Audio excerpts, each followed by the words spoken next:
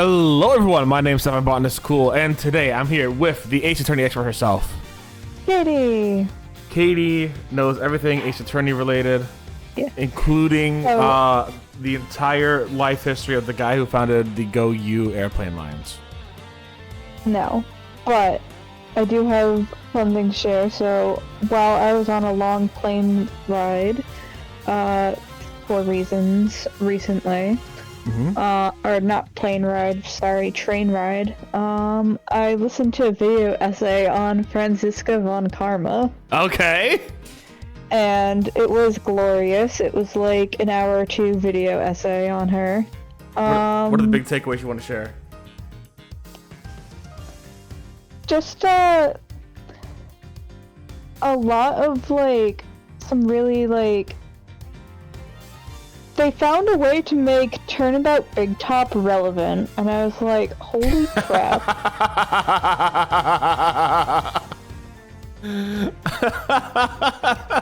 Okay. You're gonna have to send me that video so I can look at it. Basically, they pointed out that Acro lashing out at the wrong person for someone's death is kind of like a parallel to Franziska lashing out against Phoenix. Oh shit, okay. They're like the same person, for real. Yeah. And they did get into like a bunch of things that I've always believed too, like they pointed out, you know, like Miles and Maya have a lot of parallels. Phoenix and Franziska don't have many, but they do have Edgeworth, which is their care of Edgeworth is very, very strong. What are the parallels between Maya and Miles? I'm kind of curious about that, actually. Well, both of them lost a parent. Both of them are tied to DL6. Both of them like the Steel Samurai. Yeah. I mean, those are just like off the top of my head ones right there. That's you know what I mean? Those are immediate connections. Those are immediate parallels, and they're pretty strong. Yeah. One might say. And yeah, it was very good, but it did bring it like it was very in depth in talking about how like Franziska tends to come off harsh, but really cares a lot underneath. And it does make me think, like, in regards to this case, why she's being so hard on Miles at the beginning is remembering that the last time he passed out in proximity to an elevator and someone died, he blamed himself for 15 years for having him defend himself. Like, it was clear that she never truly believed it very strongly, right? Like, she did not give up. She just went with every bullshit thing she could throw at him. Yeah. And I think, I like to headcanon that that's because she wanted him to prove to himself right then and there that he had nothing to do with this. Oh. That's my headcanon. It might not be true, because apparently these games aren't actually by Shu Takumi, or directed by Shu Takumi, which I thought they were, but I was wrong apparently, which is why they get a couple of like minor characteristics wrong here and there, but are they still canon? I mean, it's a spin-off series, right? So it all falls into canon in my heart, but they argued in the essay, they argued it might not unless you also counted the anime, because the anime did have input from Shu Takumi. Okay. But also has like a bunch of interesting things. It was very interesting because it also lent itself a little bit to, I mean, it was just partly bleeding into a different essay that I only got partly through about Manfred von Karma. And about how the video essayist strongly disagreed with how Fanon treats him. And like, so, I think I agree with a good chunk of their points. I don't agree with everything that they're trying to argue, but a good chunk I do kind of agree that, like, you gotta give the guy some nuance because he is a very nuanced character, and there is one very interesting episode of the Ace Attorney anime that gives him that nuance. Okay. But, yeah. Anyhow. Now I just want to ask what this nuance is about Manfred von Karma. It's about the nuance of he raised Edgeworth for 15 years and what that dynamic must have been like. Because Edgeworth had legitimate respect for him. Mm-hmm. And he, you know, like, it's an interesting dynamic. Especially, and that interesting episode of the anime is Edgeworth as, like, a preteen being a member of the Von Karma household. Mm-hmm. Okay. And, like, it's very interesting. Because, like, Manfred is not, like, outright horrible at any point, and in fact, seems to be kind of, like, nice. So it's, like, it's just very interesting. I think, and I didn't get to the part yet, but I think what they were building up to is they were going to argue, basically, that Manfred got lead poisoning from the bullet in his shoulder. And that's why he went fucking insane? Well, that's why he acted erratically in later years. Like, he obviously he shot a guy and covered it up. Not good. But it doesn't make any sense that, like, he got away with it, and then he brings like, it was like months to days away. Had he done nothing, he would have been safer. Yeah, because what is it called? When you can't prosecute someone for a crime anymore because too much time has passed. The statute of limitations. Yeah, because the statute of limitations was about to come up. So it's like, it doesn't make sense that he'd bring it up again. Mm-hmm. Like, he could have done nothing and won. Yeah. And it's like, you could argue that, like, he had, like, it was bothering him that it wasn't perfect and everything, but, like, he had 15 years to do something, and he, like, to do all manner of things, and he didn't? Well, in that 15 years, did he go to therapy? Absolutely not. So, I mean, I think that would have been a good step one. Yeah. And it's also, like, it's just interesting, because it's like, what Francisco must feel too is also very interesting, because, like, she never tries to get revenge for her dad, which is, I think, why a lot of the fandom thinks that her dad wasn't good to her. Mm-hmm. But from the anime, it looks that way, and she never, like, speaks ill of her dad, really. Mm. Like, she doesn't defend him, but she never speaks ill of him either. Mm. So, like, basically, there's a lot of, like, it's very interesting, I'll say that much, and I do think that, like, if you boil it down to, oh yeah, he was just horrible through and through, instead of, he was horrible, and he also did these things that were not horrible, which is just very interesting. And a lot of Ace Attorney villains are like that. Like, yeah, they did these horrible things, but also they had a life as people. Mm-hmm. Like Xavier clearly looked up to his brother. And we all know what his brother did. Like, a casual murder. Casual murder, and not only that, but just, like, he had to forge the evidence in advance, right? Yeah. Like, he didn't have enough. If Phoenix didn't have enough time to make it, he wouldn't have had enough time to make it before just that. He was going to use forged evidence in his trial against his brother. Like, right? It's like, hello? And yet Xavier clearly, like, kind of cared for him, and it was a bit cold between them, but that's because we only saw it in the art, or in the thing, you know what I mean? So it's like, where the tension was highest. Exactly. So, like, and also he hung out with Phoenix for years and years and didn't kill him. No, he didn't. So that's when the hate ship grows. Oh yeah. Like, it is, in my opinion, more interesting. I do agree that it's more interesting to give nuance to the characters, even if it's very difficult to understand. But bottom line, Franziska von Karma is awesome. The end. Let's see more of her. Alright, let's see what's going on.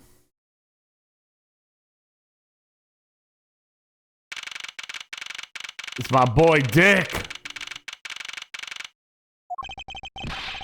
Wow, so this is the cargo hold, huh? He's just like, it's so big! Whee!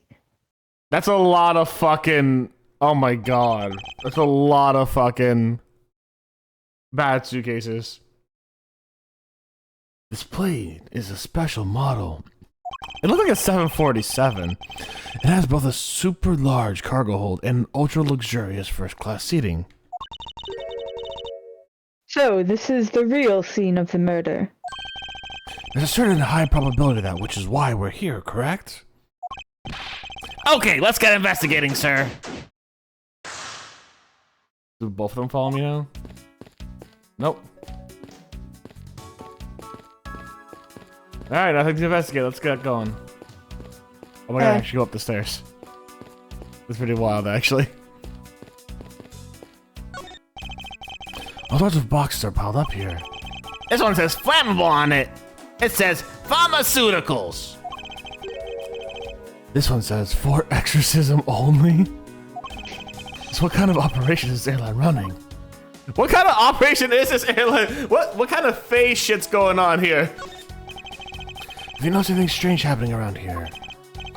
No, sir, I haven't noticed a thing.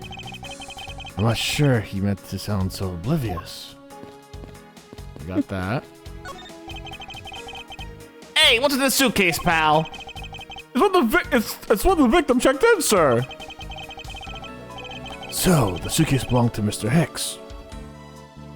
I don't think he'd mind if we took a closer look. What does the fucking cargo hold of an airplane look like, actually? I'm kind of curious. There's nothing out of the ordinary here, sir. Wait, a file. There's a photo of Miss Von Karma. Oh, that's creepy. It looks like a profile on Francisco. Why don't Mr. Hicks have a file on her? Oh, can we see it? No. Oh yeah, we have logic on our side, right.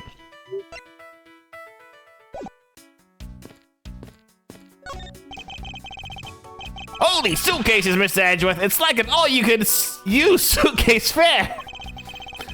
These must be all the leftover ones they couldn't sell. The ones the company's planning on disposing of after this flight is over. The paint job... Go on? No, just saying rip. Rip, right. All of her efforts. She tried. You know what? I don't think it's the mascot that's the problem, it's the color. If it was like a blue, gray, or a brown, it would have been so much better. But this yellow, green, pink thing going on, that bothered me. What if she's just colorblind? Good point. What if she's just colorblind? That's a good point. The paint job is really... I'm curious. Do they have like a color...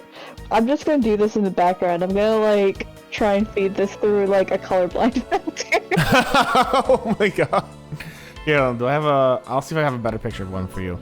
This paint job is really cool, don't you think? It practically screams artsy. Oh, why not purchase one then? I'm sure it'll bring you much happiness. You think so? Then maybe I will. Let's see here. $1,200! Think I'll pass. And Mr. Nero wonders why they won't sell. You'd need 2 jobs just to buy one. Although it definitely I, of course, would only need to work half a day because prosecutors are paid insane money, apparently. Although that looks like one's missing. What's this brittle substance I'm stepping on? A bunch of glass fragments. I wonder if they're from the glasses that glasses glass it up. Yeah, you can put this through like a colorblind thing. There you go. Look at that. I'll zoom in for you. Huh? Oh, okay, wait, hold on, yeah. Let me actually, I'm just gonna, that's a better one. Yeah. There you go. Wait, 1 second. Let me full screen that. And then print screen. Yeah. Wait, no. Print screen and grab that. And I think I got it. That's how it looks in the colorblind things. I know there are some filters that like will show you what something looks like colorblind when someone has colorblindness. Yeah. Save that as uglysuitcase.png. Keeping track of this many pieces of cargo must be very taxing on the cargo crew. This sure brings back memory of when I worked as a part-time mover, sir. By the looks of it, he's waiting for me to ask about the rest of the story. But no matter how he poured on the puppy eyes, I have no intention of doing so. Edgeworth, come on, bud. You arrived at the scene of the crime before Detective Gumshoe, correct? And you immediately began to direct the investigation. It seems to me that you're already here at this airport for something besides the murder.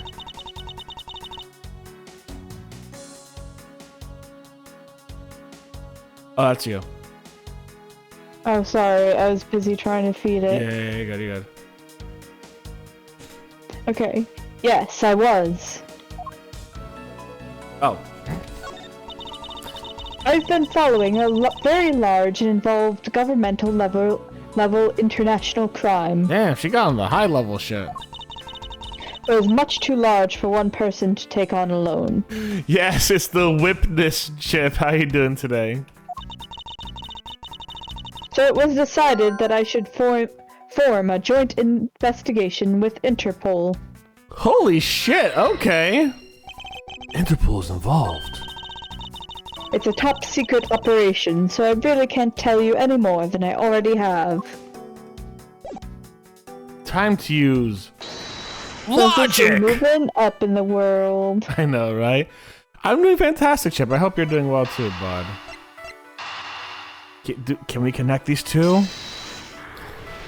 Well... I do love that everyone else legit has either superpowers, supernatural abilities, or like unnatural abilities, and this dude's just smart. Fucking Edwards is just smart. He knows 2 + 2 is. Yeah, you know how it is. Like, you have the Magatama for Phoenix to tell lies. You have the fucking twitching for Apollo. And Trucy, but Trucy doesn't have the bracelet. You have the spirit medium stuff for Pearl, Maya, May, and Maya's sister. No, wait, May and Misty is what I meant, yeah. And you have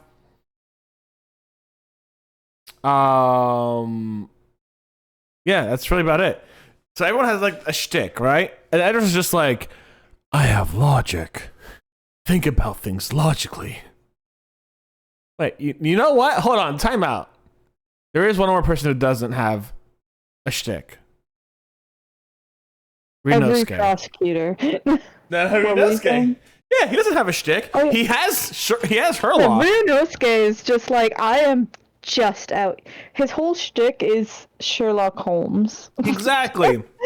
Sometimes he has Sherlock Holmes. His whole shtick is he can dance once in a while. He can dance if he wants to, and he can leave your friends behind, because your friends don't dance, and if they don't dance, well, they're no friends of mine. Anyways. I think we can safely conclude that the fragments are from a pair of glasses. And the victim was wearing a pair of broken glasses. Exactly what I was thinking. I'm sure the shards would match up perfectly with the remnant of the glass's lens. Ergo, the victim was here just as I suspected. So you're saying that the real scene of the crime was here, sir? Isn't that what I've been saying for a while now? Oh, is it? I didn't know that. Perhaps it's a bit early to draw that conclusion. However, I believe that the probability has just skyrocketed considerably. All left is to find the murder weapon.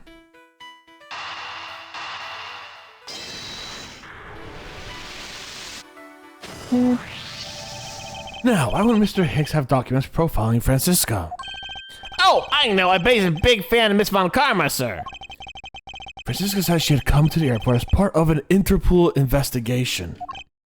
Oh, maybe Mr. Hicks Heard she was coming here and he followed her. And I think it's more likely that Mr. Hicks was, in actuality, Interpol Agent Hicks. I think Francisca has some explaining to do. You know, that actually isn't something that... You know what? Yeah, that's fucking smart, Edgeworth. Okay, yeah, good job on you, bud. Proud of you. You came to this airport to rendezvous with the victim, didn't you? That's you. Sorry. Carvana should have a way to do this, but it's not popping up. Gotcha. For me. It's very tragic. I won't rest until I know. I have to know. Nonsense! What are you talking about? We found a profile detailing information about you and the victim's luggage. I suppose it was prepared for him so that he could recognize you when he landed. Which makes him not Mr. Hicks, but rather Interpol Agent Hicks. Isn't that correct? I should have known you'd figure it out, Miles. But it looks like they got him to him first. So he really did come here to receive an Interpol agent then? Yes. Agent Hicks was on the trail of a very large international smuggling ring. He went undercover to investigate this crime. And it was I who put him on this case. I was supposed to receive a call from him on his cell phone once he had landed. I never expected to receive a call about his murder instead. I think we now have pretty definitive evidence. Agent 6 came down here before in the cargo hold. But what was he doing down here, sir? There's nothing but luggage. Oh, I get it. Maybe he forgot something in the suitcase and came down to get it. Yow! Agent Hicks came here for a work-related reason. Of that, I'm sure. Yes, I'm sure he was investigating the smuggling operation he was observing. Francisca, do you know exactly how he intended to pursue his investigation? No, unfortunately, I was going to find out from him after he landed. I see, but this raises another question. No! Are they smuggling more of those fucking cocoons into the pharmaceuticals? Stop. Okay, so stop. Last we heard of Borginia, they had this fucking silk moth thing that creates a fucking, like, silk that cures incuritis, right? Just below us, we have a highly flammable pharmaceutical bin. And what's highly flammable? Silk. What's pharmaceutical? Apparently this Borginian silk. That's all I'm saying. Are we gonna fucking... That's also the last time we had Interpol here with us too, was with the Borginian silk moth trade. A normal passenger can't access the cargo hold on their own. Agent Hicks has identified himself as a member of the crew and entered the cargo hold with that person who let him in. Yes, and then he was murdered here. These glass fragments of the broken glass are a testament to that. And then... the killer put Agent Hicks into one of the spare suitcases and they entered the elevator, but while they were riding up, the plane had a patch of turbulence. Because of the intense shaking, the suitcase popped open and Agent Hicks' body flew out. At the same time, his wallet fell out of his pocket, spilled the contents everywhere. God, this is such a fucking... It explains why the money's got all over the elevator floor.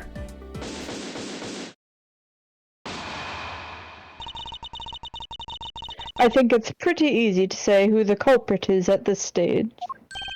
What? Really, sir? I know what you're thinking, Miles Edgeworth. But the killer could be none other than Miss Rhoda Tenerio. Time to put my one case of defense attorneying up as evidence. If it was a crew member, any one of them could have shown Agent Hicks to the cargo hold. But the point to keep in mind is the keycard that allows the elevator to come down here. The only person with such high-level access is Ms. Rhonda Tenerio. I'd say that's a pretty decisive piece of information, wouldn't you? Have you tried strip searching that guy upstairs who looks like he's trying to sell all of his Virginian goods? I mean, no one wants to see it, but like, have you? I know what she's trying to say, but I'm not certain it's as simple as that.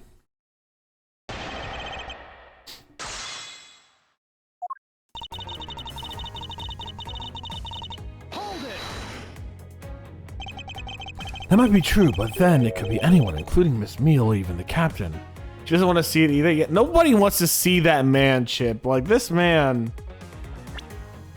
he's a special level of... He's a special level of bad attitude mixed with really shitty Renaissance painter vibes. Mixed with, like, guy from Legend of Zelda CDI. Mixed with, super asshole. I don't know, man. He just gives bad vibes. Nobody wants to see him naked. Don't be a fool. A plane without a pilot in the cockpit is like... A plane on autopilot. A horse without a rider, crop in hand, much like Scruffy over there.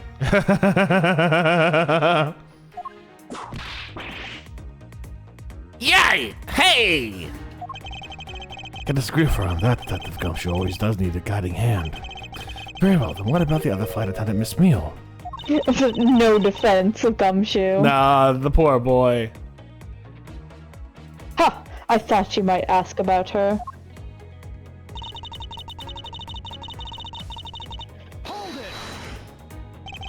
That's highly the keycard was stolen from Miss Tenario. It's highly likely. Is that possibility the best you can come up with? I mean, Phoenix has used worse in the past. You once had a fucking parrot come up and testify, thinking there might be a possibility it'd work. Francisca, you know how bad possibilities can get in this fucking game.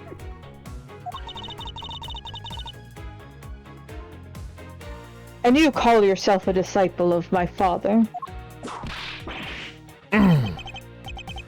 Yes, well, I don't have any evidence, Be quiet, you're a disgrace.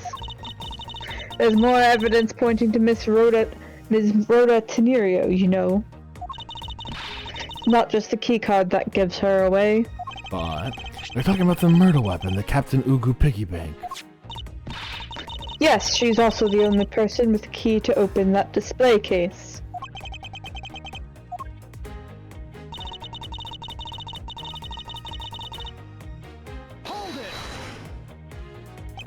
But that's a fake. Stop right there, Miles Edgeworth. You don't have any proof this is just a red herring. If you must keep on insisting that it's a fake, then what is the real murder weapon, and where did it go? Speechless, I see. That's not a surprise. After all, you know what we've searched this... After all, you know that we've searched the entire cargo hold, and came up empty-handed. There must be a way. There must be something that can help me rule out the piggy bank as a murder weapon. I know what it is. I know what it is. It's the fucking scarf. I think you were too quick to jump to your conclusions. Oh, was I? Because here's the thing, right? This guy, in none of these pictures, he's wearing a scarf. However, this scarf was found in the body he was transported, which means I remember actually saying one time, like, I thought he was wearing a scarf, right? Like, I remember saying that, like, last time when I was like, wait, I thought he had a scarf in the picture or something. Okay, I guess not. Right? Like, I remember saying that because I immediately associated the fact that he wore the Borginian cloth because they found it in the same suitcase that his body was in, right? No. It's just the fact that he was murdered with it by being choked to death. Oh, interesting. Also, I sent you the colorblind versions, and I do have to say they do look better. Yeah, the colorblind. All right, so the first colorblind version, when it comes to The first one Protanopia, looked the best. it's like browns and yellows and blues. It's fine. The second one is duller, but it's fine. And the third one actually is kind of cute. Yeah. So what? My new theory is just that she's colorblind. Fair enough. That would make a lot That's more my sense. new theory. That'd make a lot more sense. The designs are a lot cuter and a lot better in that specific regard. Yeah, plus it makes more sense. Like, why is the lemur green? Yes, we don't have the autopsy result yet. How can I not say that you made a snap judgment when you have even yet to see if the wound on the Agent Hicks' head is consistent with the murder weapon? Scruffy! Yes, sir! Contact the medical examiner's office at once. I wish to hear the results of Agent Hicks's autopsy. Yes, sir!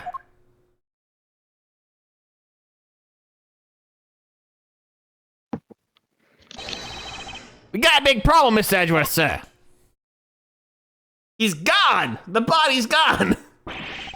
What is it, detective? They're still doing the autopsy, but they say that they already know that one thing's for sure. Report, now! Doctor said that it's one giant bruise from a beating from his shoulder down to his mid-back. What the hell?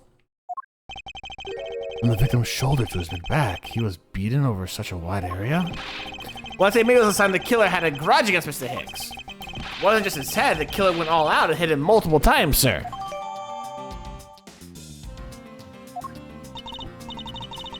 Scruffy, what is had a grudge against Agent Hicks supposed to mean? Well, that's, Was the wound on the victim's head consistent with the murder weapon, detective? Oh, well, they said they were still looking into that, sir. You're completely useless. Ouch! Sir, I told you already, you can't go down there. No! You remove yourself from my way! What's all that racket?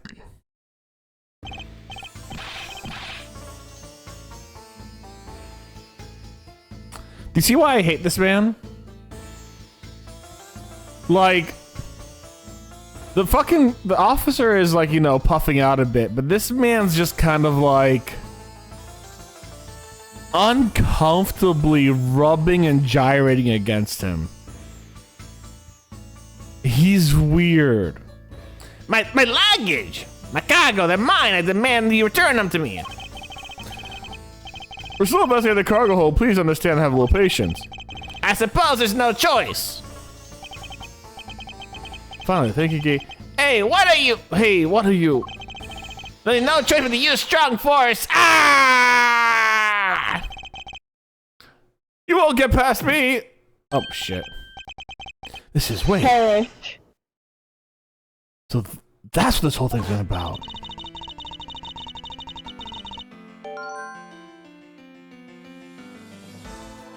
I think this is an old one, right? Yeah.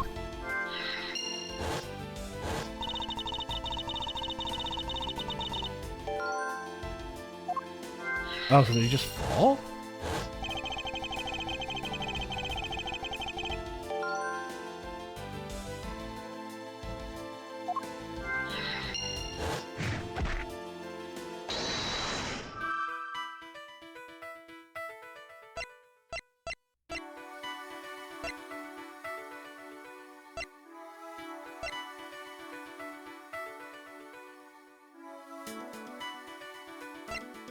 Alright, I gotta put them together now. You can do it, I believe in you.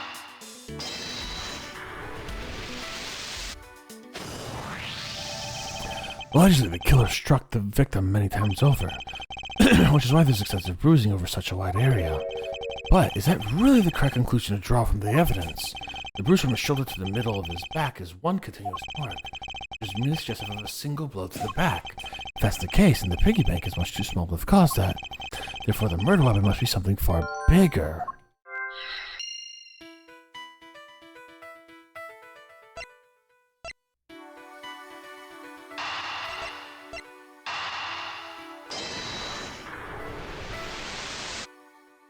Okay, well.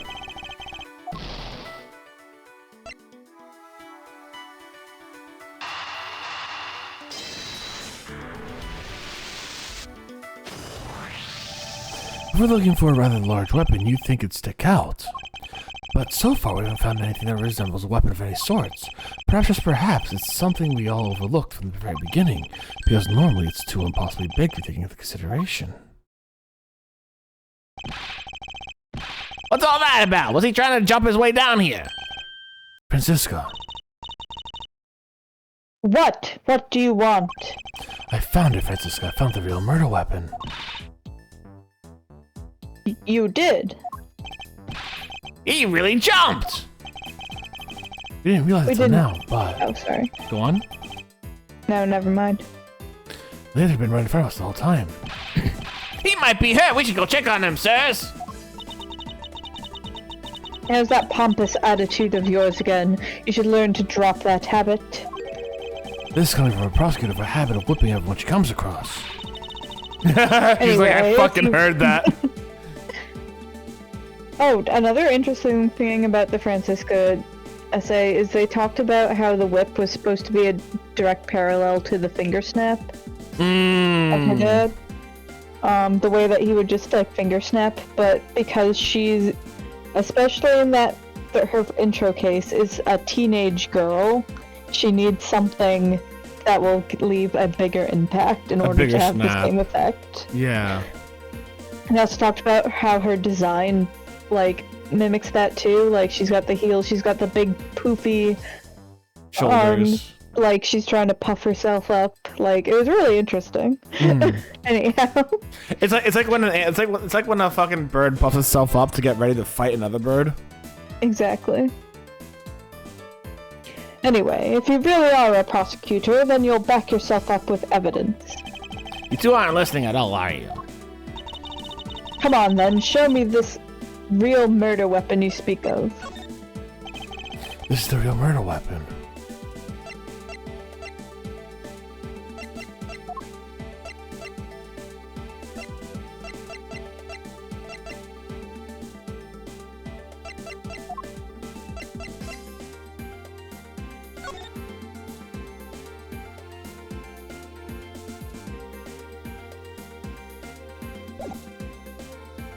The only big thing. That this is the real weapon, I suppose. What is that supposed to mean, you fool? That was practice for just now when I was showing you the real murder weapon. Why don't we add practice whippings to your routine as well? Anything but the circumstances of the victim's death in a different way. There's a wide bruise running from the victim's back to his... Whatever. Maybe I should focus on what could cause such a large bruise in this one strike.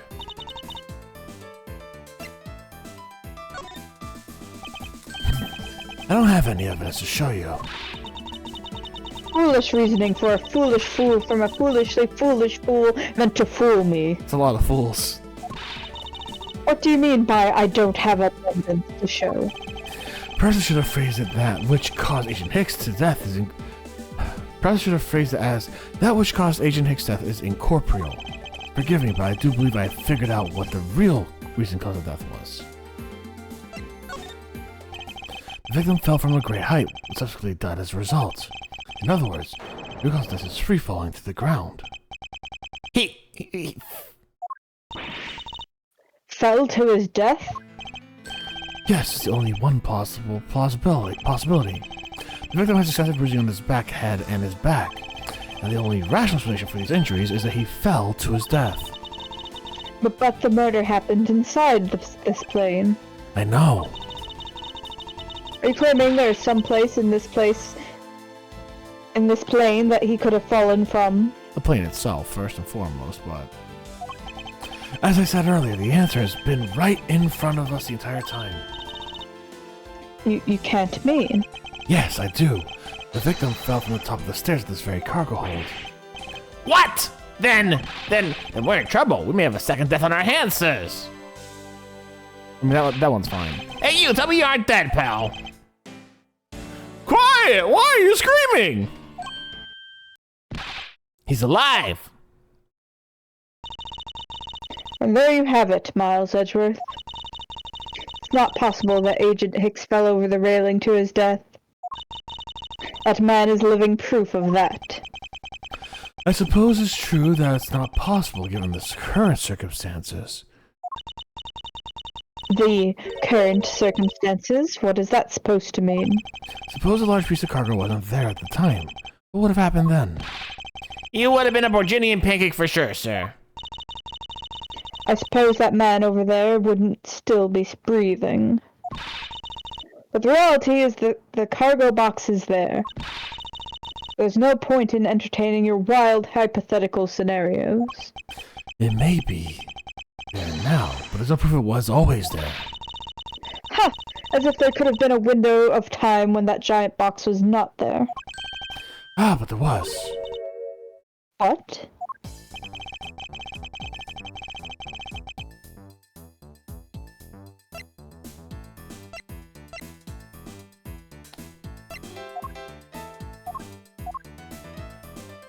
Oh.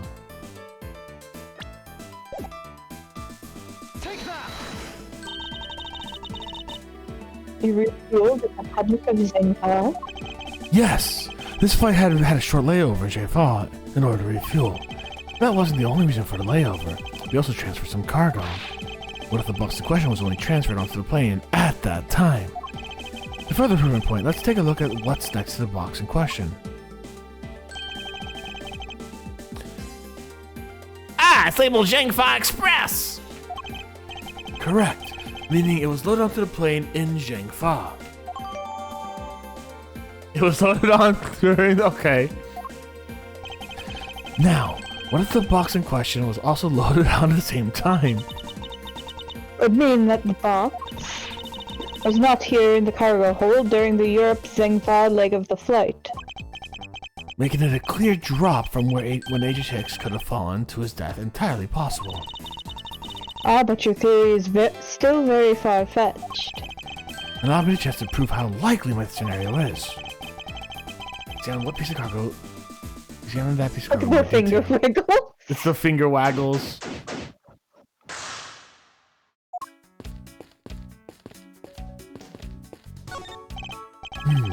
This is a rather large piece of cargo.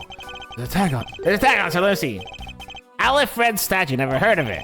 Nor I, but all I care is that we can prove it wasn't here at the scene of the crime. Let's get investigating, sir. Motherfucker. Meow. Look here! Don't go touching my possessions without my permission! Ah, don't rush up on me like that, pal. This belongs to Mr. LeBlanc, does it? I should see where else I can find out about him. By murdering him. Please. I think that this large piece of cargo belongs to you, Mr. LeBlanc. Of course it's mine! I shipped the finest piece of art from Europe! What if you just said no? This Sandleford statue is worth 10 million cents! No, maybe much more. 10 million cents. How much is that in dollars? It's $100,000. That's it? It's a big fucking statue for $100,000. What the hell? It's a steal. So the reason for choosing this plane must have been a large cargo hold. 10 million cents! I should stop trying to calculate how many pocket noodles that makes in Texas. Hold on. Hold on. Let's do it. We're calculating how many packets of noodles that is. All right. What brand are we going for? What's everyone's favorite brand? Let's go Maruchan. Maruchan noodles. Ramen noodles. Wait, does he eat cup noodles? I'm sure Yeah. he probably has wherever the cheapest noodles possible are. So let's do Maruchan noodles, because those are cheap as hell. The Maruchan noodles is $6 for a pack of 12.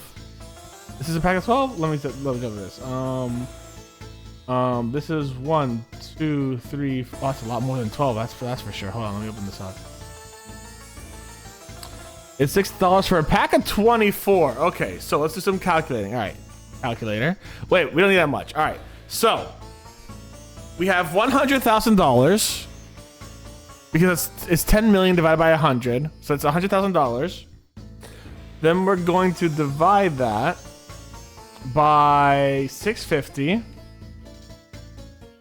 which gets us 15,384.61 packs of noodles, boxes, which then we multiply by 24, and that gives us, I put plus 24, oops, hold on.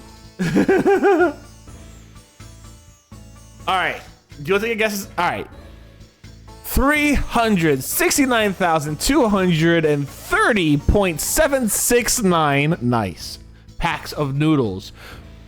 That's how much the Leaf Red statue is worth in packs of noodles. So, I'm sorry there, bud, but I kind of did the math for Gumshoe, so I hope you don't mind there. That's a lot of noodles. Now, assuming you eat 6 packs for... Hold on, wait. How many? That's a lot of noodles. Yeah, all right. So how many did I say there was again? Hold on. Now I got a memory. What is it? Hold on. Now I got to do this math again. Hold on. 100,000 divided by 6.5 times 24. So now, if we assume you have 2 per meal, 3 meals a day. So you're dividing it by 6. That's 61,538.461 meals. That's a lot of meals. Wait, how many days is that? So we'll divide that by 3. That's 20,512 days of food. And we'll divide that by 365, 67 years of this. That's 56 years of food. If it's just ramen, 2 packs of ramen a day for 56.1995 years of food. That's a lot. Okay. That is a lot. That is a lot. Yeah. All right. Anyways, back onto it. Don, how'd you know that? I feel like you keep getting better and better at seeing right through me every year. Though I grow with each revolution around the sun, I have a distinct impression he continues to be madly spinning in place. Hey, Mr. Edgeworth, so that 10 million cents, is that euros or in dollars? Fuck! Hold on, wait. Euro cents. Fuck, do we want to do this in fucking euros now? I didn't even know that euros had cents. Yeah, I didn't know they were called cents, but they do have cents, yeah. Miss LeBlanc, there's a chance your cargo is related to our murder case. I was wondering if you would allow us to examine it a bit closer. It's a very valuable piece of art, so there'll be no touching. I already clipped it. Thank you very much, Chip. I appreciate... Chip is always on the fucking clip game. Chip is always on the fucking clip game. You do this if cargo must be very taxing the cargo crew. It sure brings back memories of when I worked as a part-time mover, sir. Oh, yeah.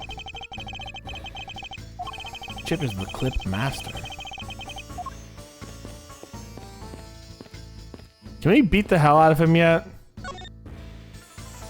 Francisco, you got a whip. Can you beat the hell out of him yet? Yeah, where have you been?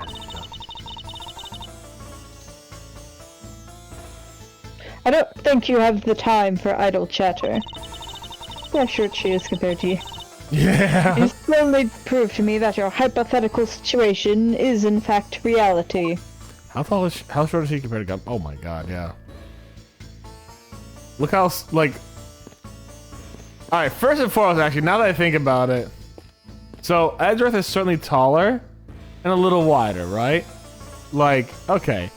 Gumshoe's a fucking beast of a man. Holy shit. This dude is full-on himbo, and I love him. Like, he's massive.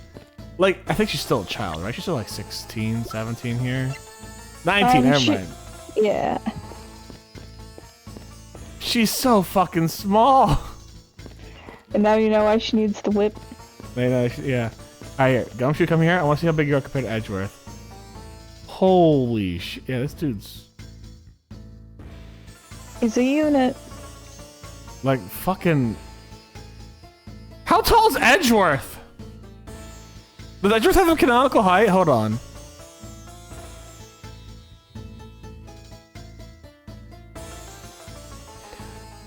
I think they might. I think they do. What's his name? His name's Edgeworth. His name is Miles. Miles Edgeworth height. Height. Skybooks. Let's take a look at this. I think he's like 1 foot taller than Phoenix or something, or not. Sorry, not foot, inch. He is 5'10", according to the Ace Attorney fandom wiki. How tall is Phoenix? Right. So it's 5'10". Oh, fantastic! This person just arranged them all by height on here. The Orca's the tallest at 9'10". That tracks. Okay. Oh my god, Meekins is 6'2". Meekins. Meekins is 6'2" apparently. Gumshoe's 6 foot. No. Clavier is 5'11". Phoenix is 5'9". He's only an inch shorter than Edgeworth, which god damn it looks good in those glasses. Francisca is 5'3". And she's still taller than Maya.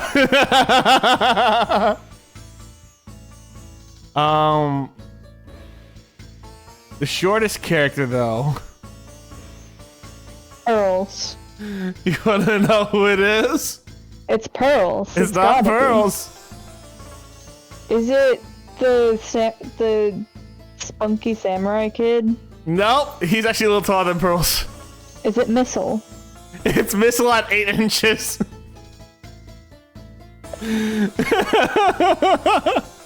The parrot's here under unknown. Like, come on, it's a fucking parrot. What's so unknown about a Just look up how big a fucking parrot is. Come on.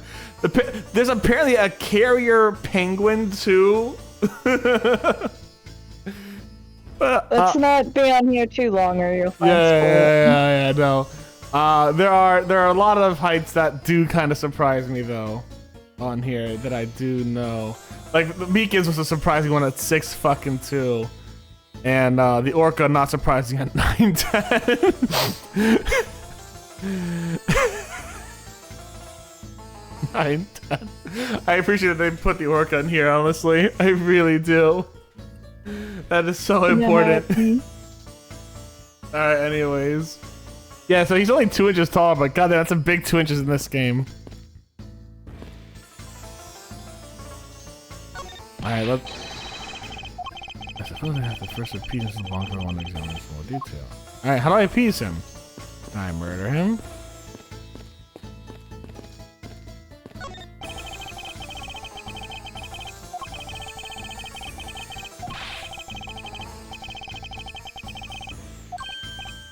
Oh, why don't they sell them in the airport and have the baggage basic sale?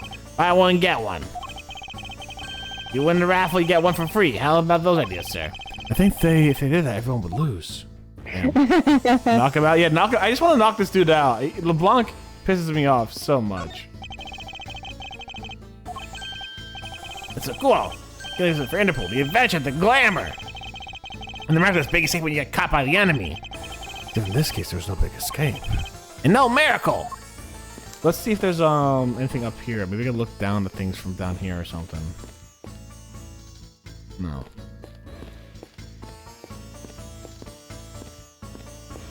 Could you talk to the officer? I can, yeah. Let me talk to them real quick. He's probably anything, I'll tell me right away, okay, pal? Roger, sir. Rather unusual for Gumshoe to be so directing. He must outrank this officer. If there's any trouble, you just leave it up to me, okay? Yes, sir. Watch out, Detective Gumshoe. Yow! Scruffy, I think your ego is in need of some deflating. Let him have this. I was following your footsteps, sir. I want to try patronizing my subordinates. Kuna forgiving the detective even in front of his own subordinates.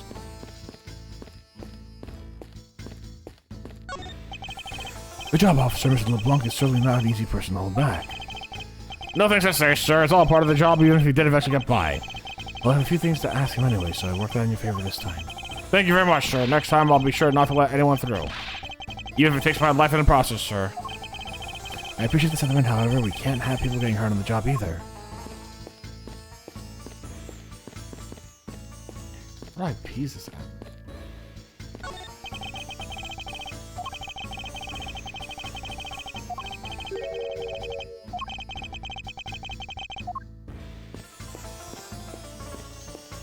We investigate elevator. You know what I'm gonna do? I'm gonna present him the blood scarf.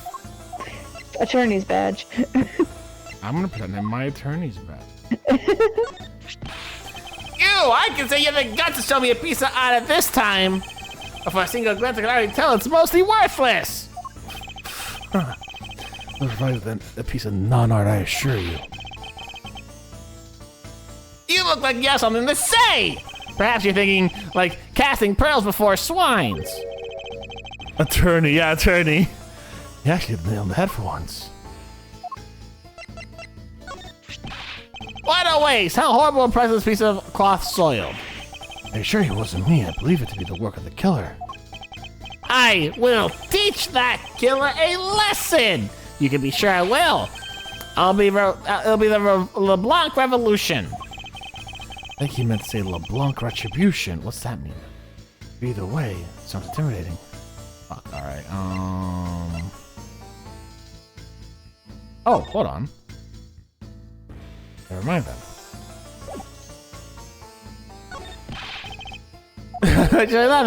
Show me the bread first and maybe we'll talk. He wants me to pay him before he'll comment on this?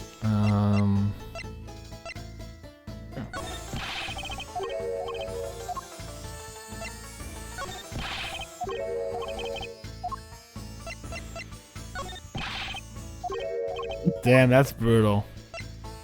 Rough, but true.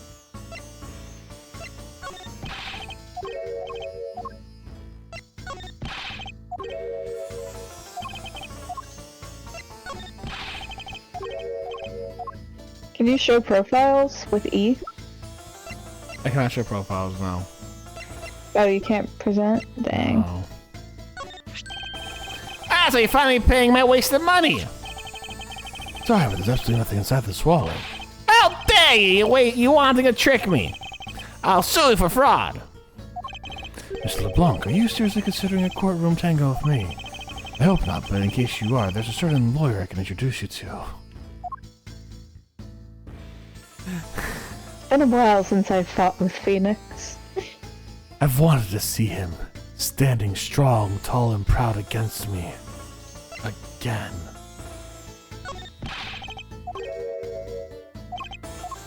Wait. Phoenix is the defense lawyer. So he'd be defending Edward. He can handle civil cases if he wants. He's a big boy. He wears blue and is very attorney-like. God, really nothing helps you. Nothing helps you with this.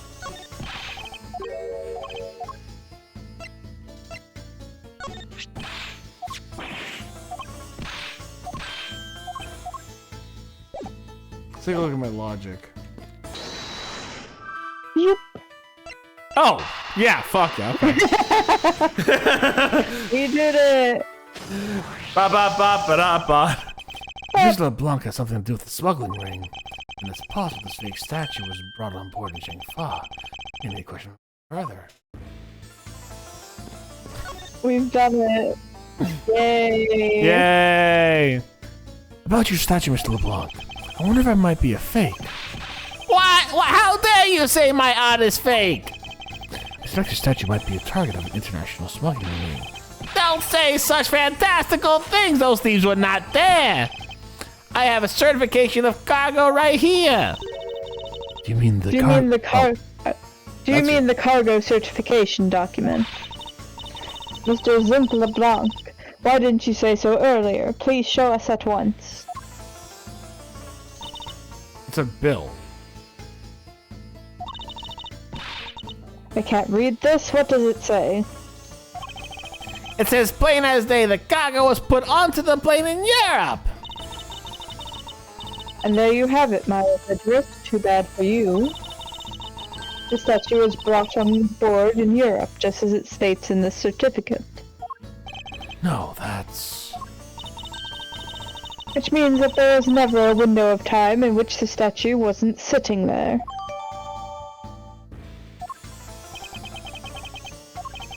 I respectfully disagree. We can't discount the theory until I see the statue myself. Ha! Then you can have your wish. Look right at yourself and see I'm right. I've never seen this one before. This is Sandleford. Gives us a feeling of art. I can practically smell it. This statue has a high amount of historic value. After it unveiled the museum in Europe, I brought it to the country to exhibit it. Really, Ghost, look, it's warranted. Alright, yeah, let's take a look at this. What is it, Mr. Country? Did you find anything? Something wrong with this picture. We should examine it in more detail.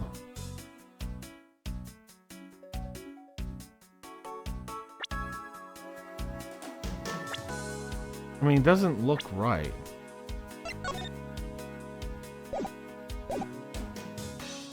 Yeah, it's the fucking eyes. These are yellow. The actual eyes are red.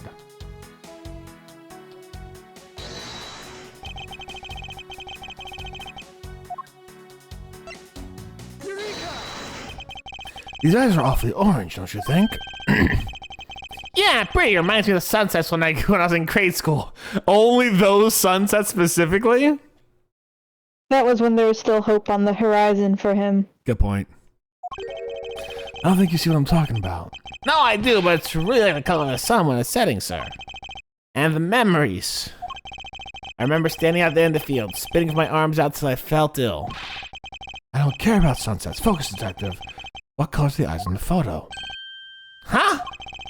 Ah, sir, they're red! As I thought, this statue is a fake. Miss LeBlanc.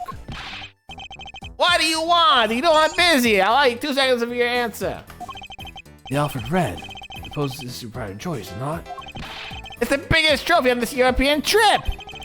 You know why I want to possess the statue? The trigger started 17 years ago. Better grab a chair, sir. Sounds like it's going to be a long story. Miss LeBlanc regret to inform you, and you have a heartfelt apology, but... What is it? Sympathy for what?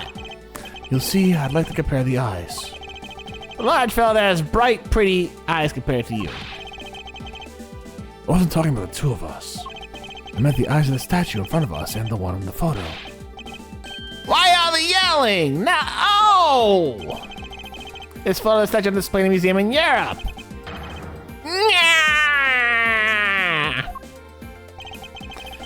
Now do you see, Mr. LeBlanc? The statue before us is a fake. Fake! I believe even further examination will be required, now that we have confirmed that this is indeed a fake. There must be some sort of proof that this was brought on board in Zhengfa. Our potential use evidence that will resolve the remaining contradiction. Is there like a made in Zhengfa sticker somewhere? Oh.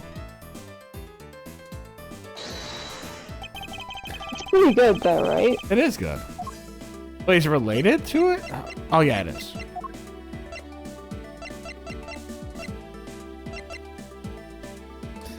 It's just yeah, it just says it's made in China, 100%. There's a clear contradiction here. What are you going on about? It was a simple case of the cargo cover getting stuck under another piece of cargo. Ah, that's not possible. But it is. It shouldn't be this way, but the statue is on top of the cloth. Supposing that the neighboring piece of cargo was brought aboard in Zhengfa, there's no way that any part of it should wind up under something from Europe, which means that this fake statue was smuggled on board in Zhengfa. But then what about the cargo certificate? Let me ask in return, what about Agent Hicks? Why did he come down here in the middle of the flight? There's only one real reason: to secure proof of the smuggling activities aboard this flight. So you say, but I don't believe he had to do that mid-flight. We could have just as easily inspected all of the cargo after the plane landed. It may be true, however, you have it all backwards, Francisco. sure Agent Hicks could have waited until after the plane had landed. The reason for coming down to the cargo hold was he had found the fake at the airport. It would have been after the swap occurred. At that time, suspicion would have eventually fallen onto the statue's owner. But have no way to prove that the statue was switched without his knowledge, which means there is someone involved in forging or modifying cargo certificates. Nice. Yeah, you did it. I guess the victim knew the real version of this thing was getting nabbed, huh? Yeah, so the photo could be seen as nothing more than a simple souvenir. Was in fact taken to be used as a reference document later on. Next, Agent Hicks went to secure proof of the smuggling had taken place. He came down here to take a picture of the cargo hold. A rather empty one at that, right before the fake statue could be loaded on board. A photo of the hold missing a valuable piece of cargo would have been proof enough. After that, all he had to do was hold the Zingfa cargo crew and arrest the smuggler. Exactly. That only goes to prove my theory. The statue was not on the cargo hold during the Europe-Zhengfa leg of the trip. There would have been enough height from which Agent Hicks could have fallen to his death. Officer, move the statue immediately. I want a thorough examination of the floor underneath, now. He just moves it by pushing it. Mr. Arcom, I'm ready to report my findings. Go on. After moving the Sandleford statue out of the way, we tested the area under it with luminol, and there was a reaction. I see, there is a reaction to luminol, an indication that there is blood in that spot. Can you stop looking at it now, sirs? It would seem that my deductions were correct after all. I suppose it would appear that way. The culprit cleaned up the blood well. And how do you think the killer did that? That's easy. My attorney's My back. attorney's back. Oops. The killer used a bloody cloth I found inside the suitcase to clean up the mess. I see, they had a need to clean up all the blood before the plane landed in Zingfa. Yes, because otherwise the cargo crew would have discovered it during the layover. But you guys are saying the murder happened before the plane landed in Zhengfa. There's no other conceivable timeline for the event of the murder. But if that is true, then that throws a certain person's testimony to doubt. I forgot the testimony.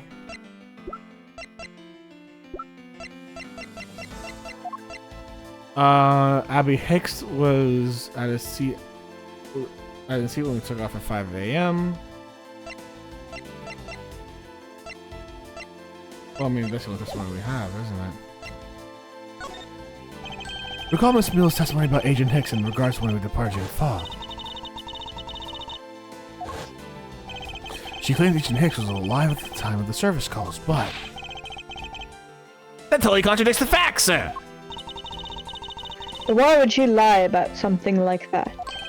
I think the only one person can answer this is Miss Millie herself. Damn! That's some good shit. Alright, here's what we're gonna do. We're gonna take a little bit of a break.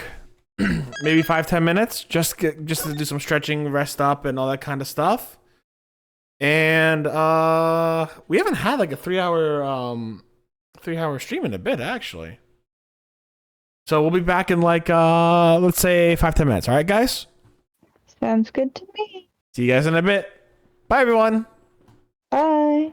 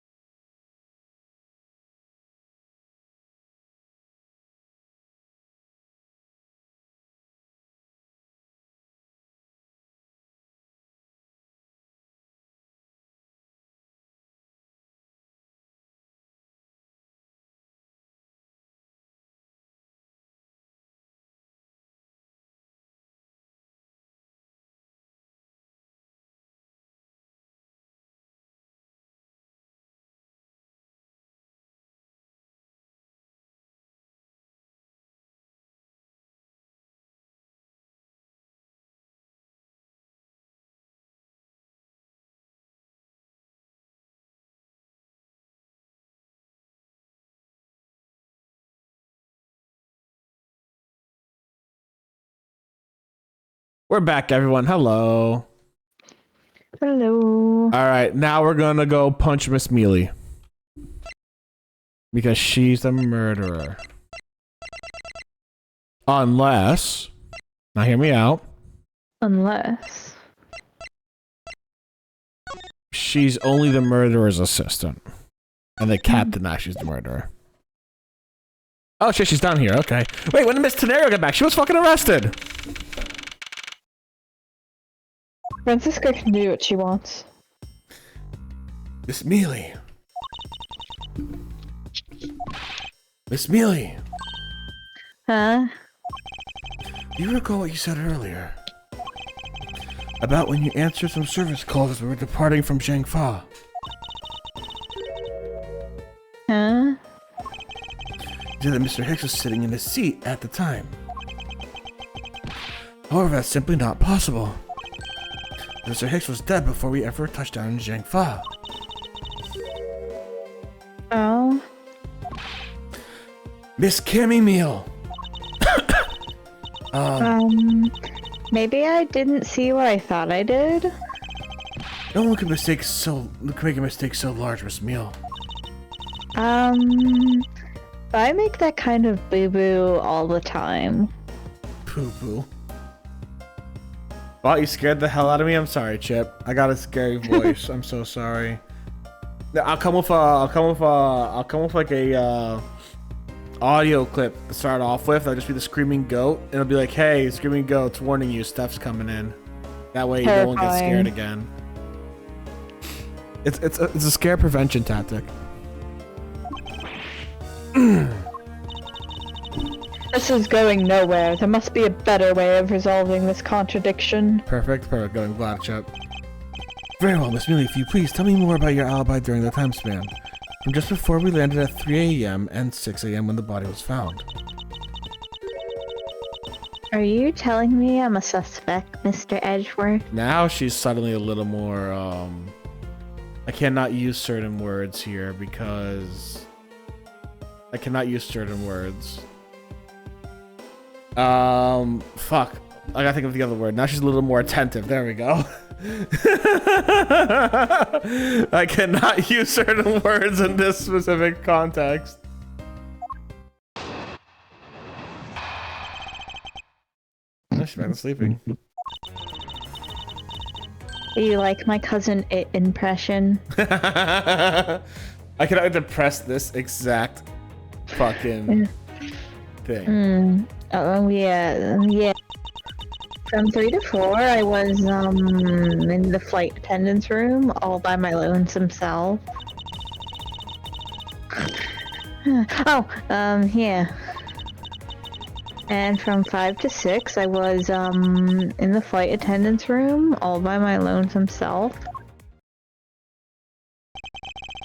How's a man supposed to react to testimony like that? Miss Meal, wake up! Ah!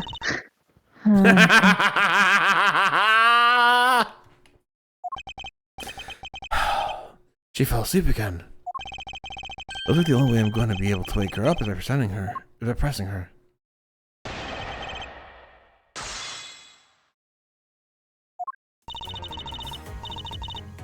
Hold it! Miss Meal, wake up! You ever had coffee or something, man? I don't think. Come away. I don't think coffee can help this woman, honestly. She's pretty tuckered out. Miles Edgeworth, I demand you do something about this flight attendant this instant. You're the one with the whip! Why ask me to wake her when you can finally put that... Same hat, Miles. Francisco doesn't like to whip women. He's got a bias, yeah.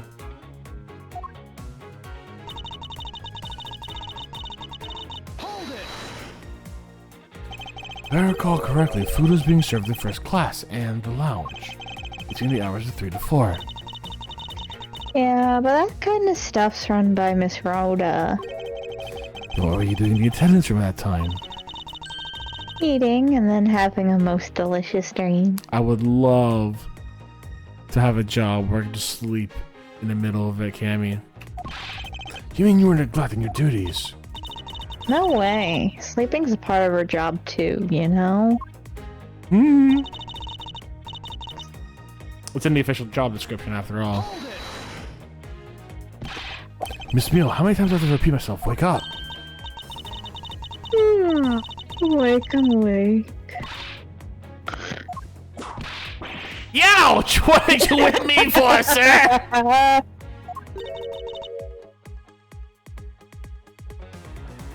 Oh, what did I miss? A poor detective being on the receiving end of a lash in your stead. Really? Sorry about that. Can you make amends for it by continuing with your testimony?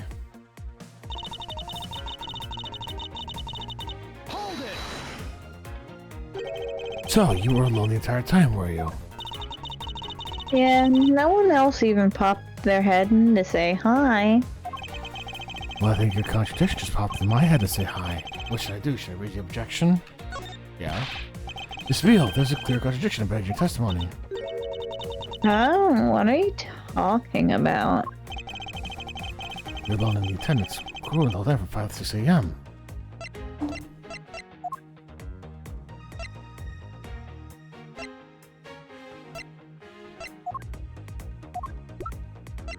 Nope.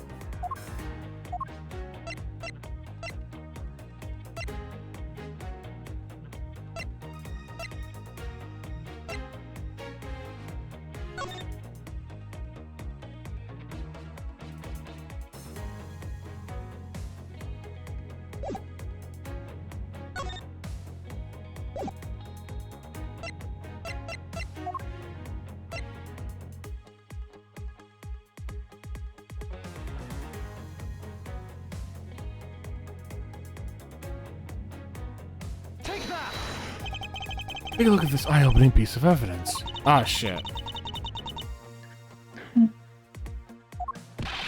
Miss Mila, I need you to wake up and look at this. Enough of your foolishness. Now hurry up and show us the real evidence. God damn it. You see what I'm trying to do? I'm trying to push you doing drinks. Oh yeah, did he say something?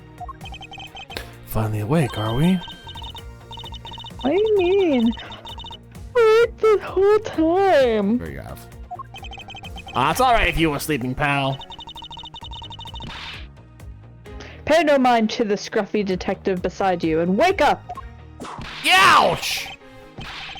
Hurry up and wake up, Miss Meal! Enough of the clowning around. This is my show, now resolve the contradictions as see fit.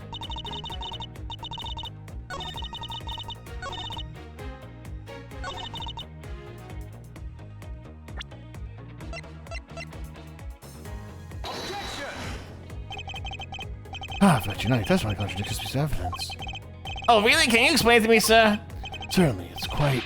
Yeah! Miles Edgeworth, how can you ignore a witness like this? Because of you, she's fallen asleep yet again! I'm sorry, Francisca, Miss Meal, please wake up. Morning. Do I have to press her and then do it?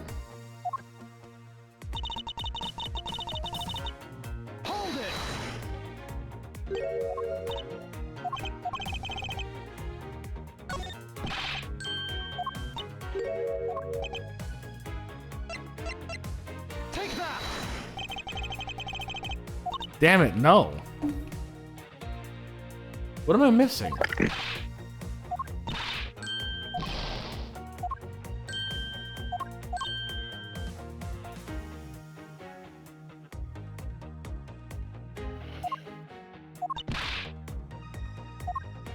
What am I missing? What the fuck?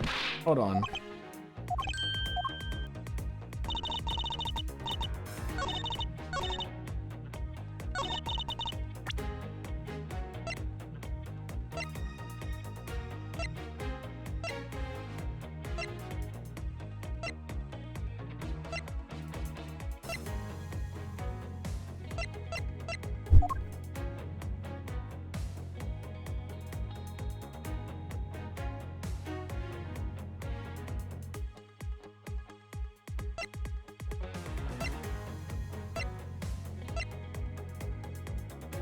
Oh.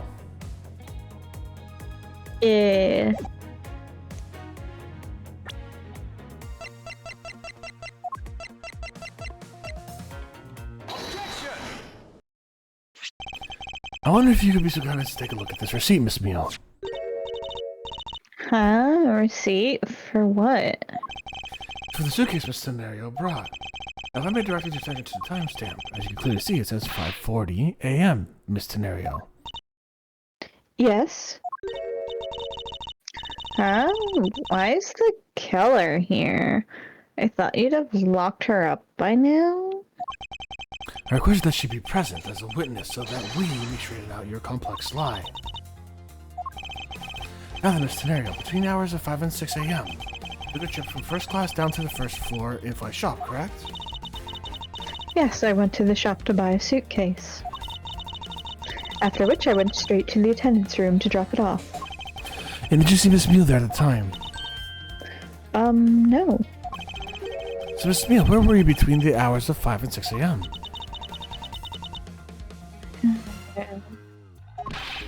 Miss Cammy Meal! Huh? The bathroom?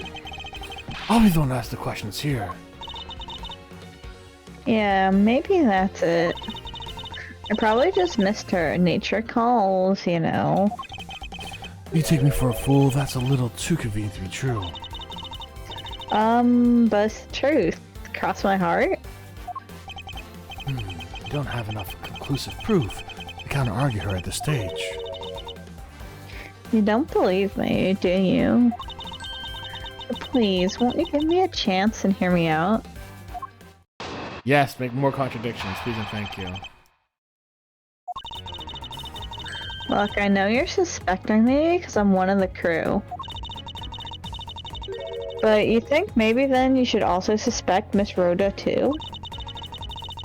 She's the one in charge of the elevator keycard in the shop, you know.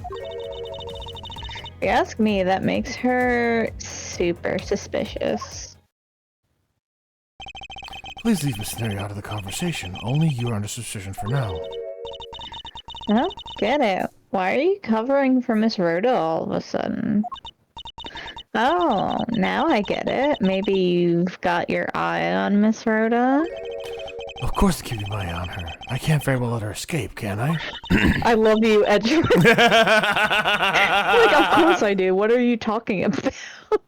Just... Never mind. But you want to know something? Miss Rhoda actually kind of like... I have absolutely no interest in people who can't appreciate my sense of design. Not at the time for this sort of talk. Edric is just like, I have no idea what these women are talking about. I only have eyes for one blue man.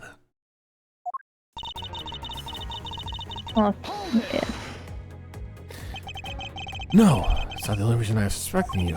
Your statements regarding Mr. Hicks also turned out to be a bunch of lies. But you say I wasn't an attendant, you wouldn't... But say I wasn't an attendant, you wouldn't suspect me then, would you? That doesn't, no, it doesn't. Yes, Checkmate. I suppose that's true enough. No! She's already been detained for further questioning, or have you already forgotten? Oh, yeah, I guess I just forgot. Cammy, don't tell me you suspect me too. Sorry, can't help it. I mean, other than you, there's no one else who could have done it. I can't believe you would think that. I mean, me, a killer. Miss Meal, what do you mean by no one else who could have done it?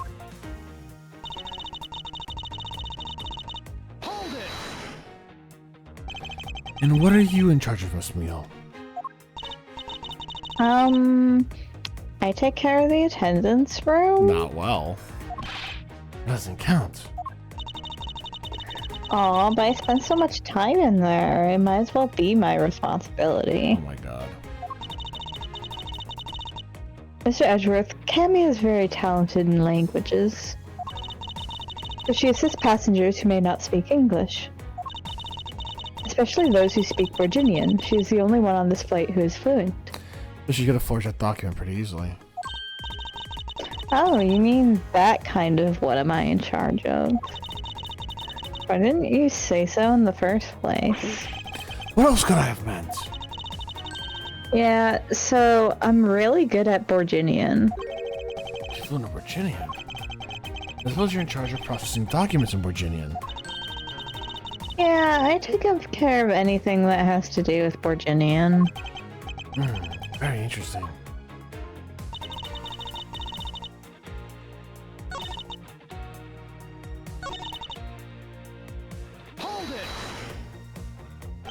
Actually, your on-the-job behavior makes you super suspicious in my eyes. Huh? But why? When Mr. Daniel's busy with our passengers and all the other duties, you have a lot of free time on your hands. It's providing you with ample time to commit the crime. Miles Edgeworth, I demand that you cease and desist this line of conjectural questioning. Oh, come on. I won't allow you to bluff your way through this like a certain defense lawyer. But I do not honestly believe Miss Meal does any actual work on board this flight.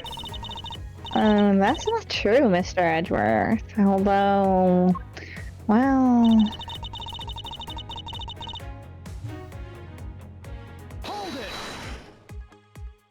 So, what exactly do you do as the one in charge of some Borginian stuff? I do stuff like translate things from and into Borginian. Cammy is the only member of the crew who understands Borginian, Mr. Edgeworth. Miss Meal, I take it then it's your job to process all the Borginian paperwork. Yeah, see, I totally pull my weight around here. So it would appear. Perhaps I should ask her a few more details about her work and... Still, it's very unlikely you to push suspicion onto someone else. That's not what I'm doing at all. I'm just saying that Miss Rhoda is very sus among us. Very sus. There you go, pushing everything onto her again. I don't get what you're saying. It must be a really abstract concept, huh? Well, the abstract here is the landscape inside your head. Okay.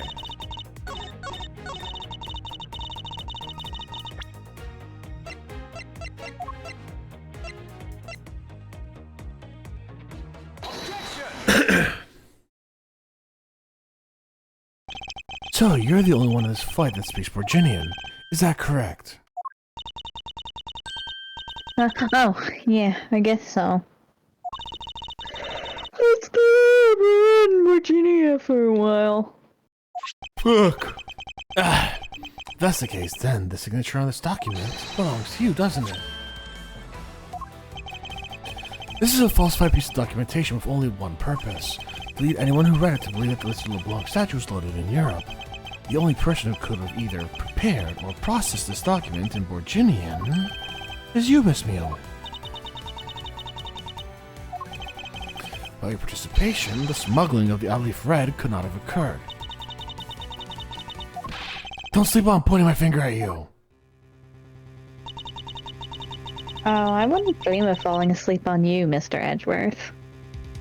Just blowing bubbles. This is supposed to be like replacing a cigarette.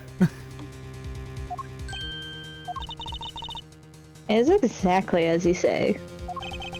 Are you confessing to have participated in the smuggling? No, far from it. It's true that I was the one who signed off on that document.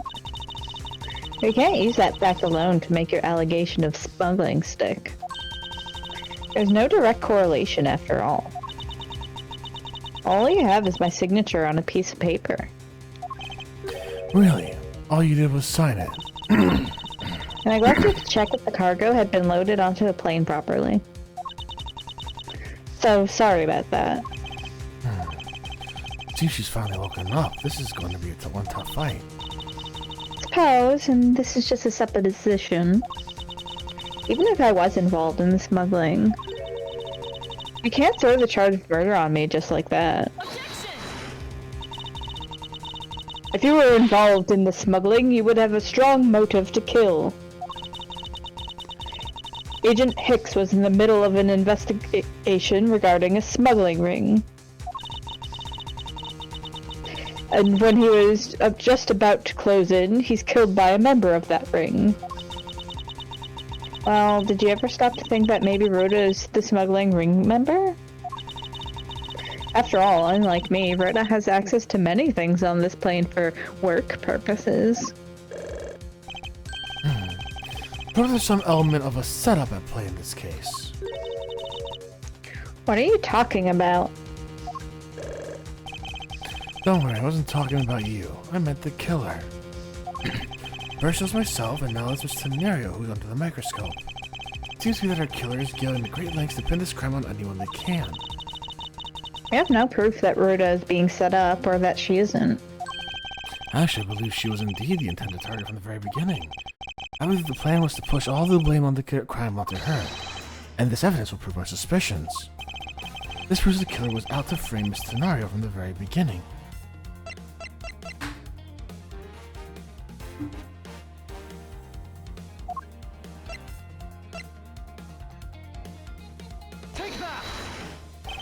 The killer could have hidden the body anywhere, and yet they chose the suitcase. Why is that? Perhaps it was to move the body from lower deck to the first floor. However, why go through that trouble to do so? Are you sure? You look like you're having a conniption there, bud. He's fine. The only way to make all these actually make sense is that the killer had wanted to frame a scenario for the murder. The scenario buys a suitcase on every flight she works without fail. But should her suitcase be switched out with the one containing the victim's body, it would put her in a very tight spot. Unfortunately, the killer, the turbulence, put an end to that plan. It wasn't even enough time to put the body back into the suitcase. Ergo, they made do with whoever was at hand, adapted their plan, and tried to frame me as I lay unconscious on the floor from the turbulence. The killer then went to hide the suitcase in the in-flight shop, and brought the piggy bank back to the elevator in order to fabricate a false weapon. A lot of work for a fruitless endeavor, wouldn't you agree? Sounds like the killer had a tough time too, huh? I mean, why did the killer need to frame someone that badly anyway? It's because of the special circumstances surrounding this particular case.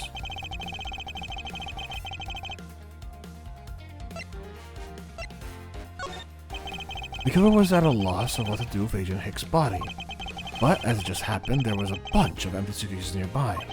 Being a skinny man, the killer was thought to put his body in the suitcase and hand it off. You mean that the whole plan to frame someone was an elaborate coincidence? No, that's not what I said. You've wrongly deduced my meaning, Miss Meal. The one with the wrong deduction is you. Think before you speak again. Shit. Patience, Francisco, I was about to reveal the truth.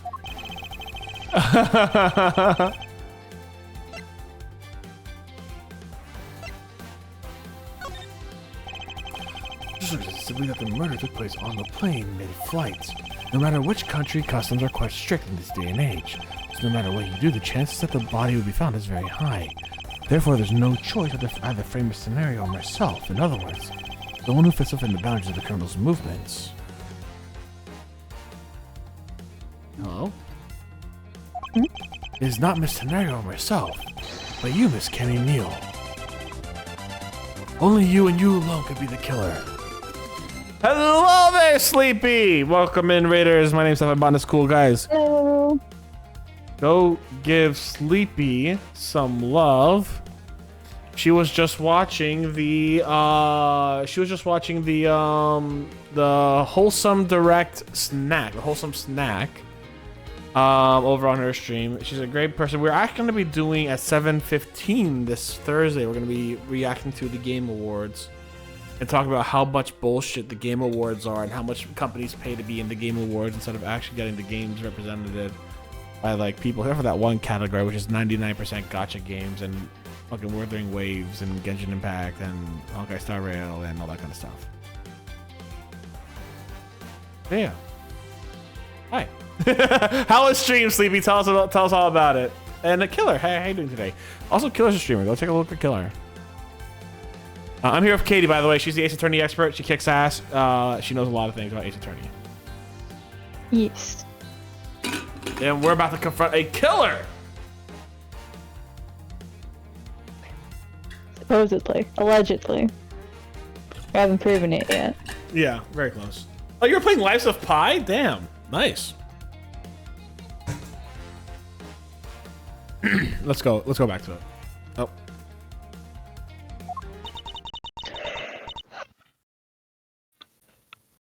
And... Are you done already? I was about to fall asleep again. Anyway, let's be honest here. You don't have anything on me other than a whole lot of circumstantial evidence. You love pineapple sauce? I do quite like. I like savory pies. I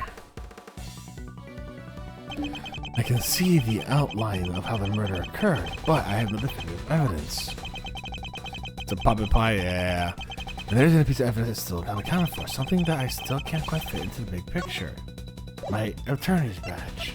My attorney's badge.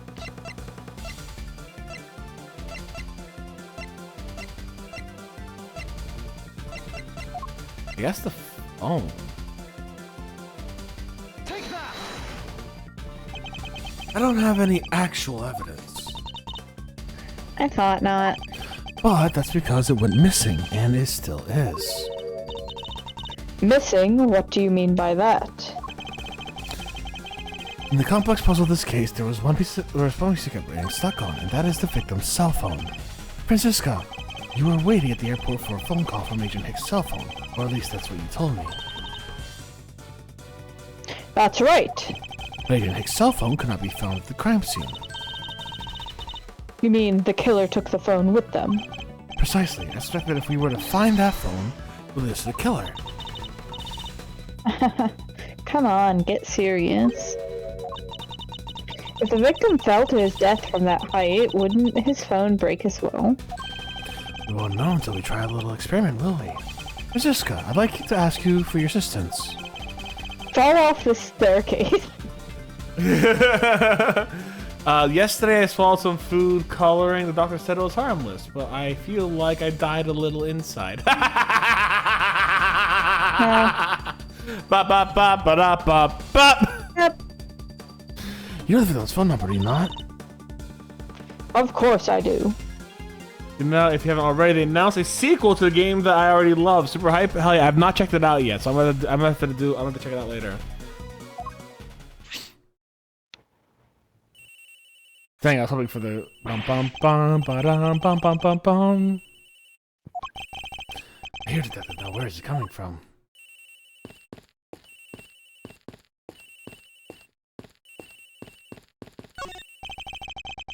What's up in the flight attendant's room? Oh. You better go hide in the flight attendant's room, sir.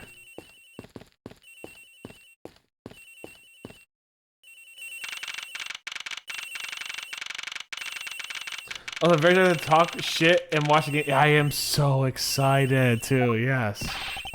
The rings are from somewhere in here, sir. Leave no stone unturned, detective. We must find it. Doesn't seem to be over here. Then let's look somewhere else, sir.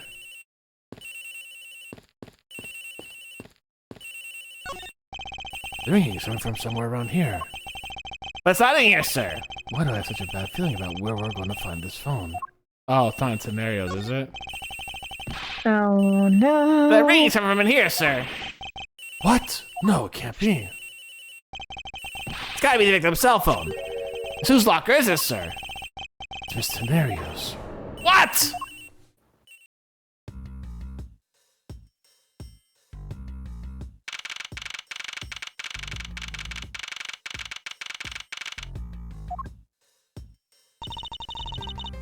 So, Mr. Edgeworth, how did it go?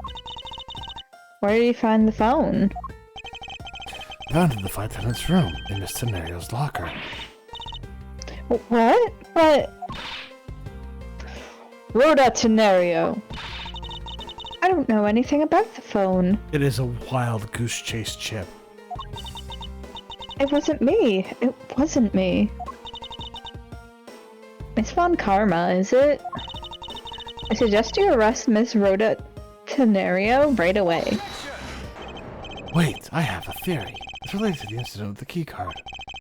When the killer went to steal the keycard, they conveniently stashed the cell phone in Mr. Nero's locker at the same time.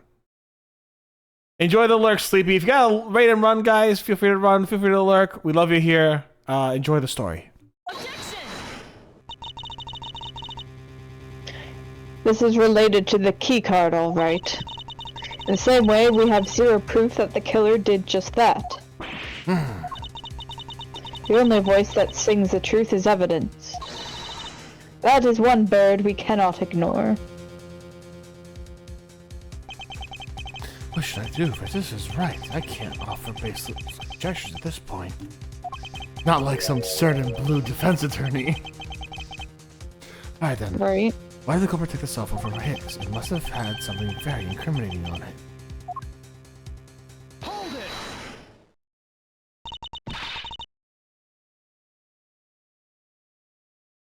What now, Miles Edgeworth? For some reason I didn't realize it was me.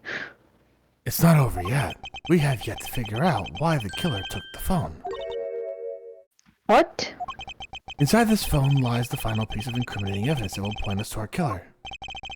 You need to examine this phone in more detail.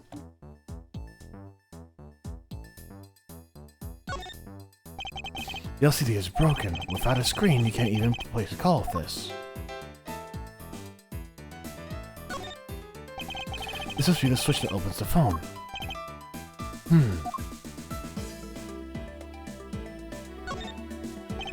The LCD is broken. Without a screen, you can't even place a call with this. I was trying to find the fucking SIM card.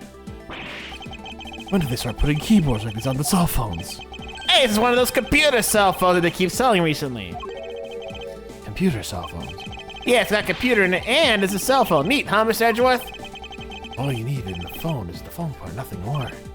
Yeah, you wish. Guessing that even yours can't send out email. Talk about inconvenient. You have a problem with what I do or do not care for, Detective? No, sir. As I say, simple is best.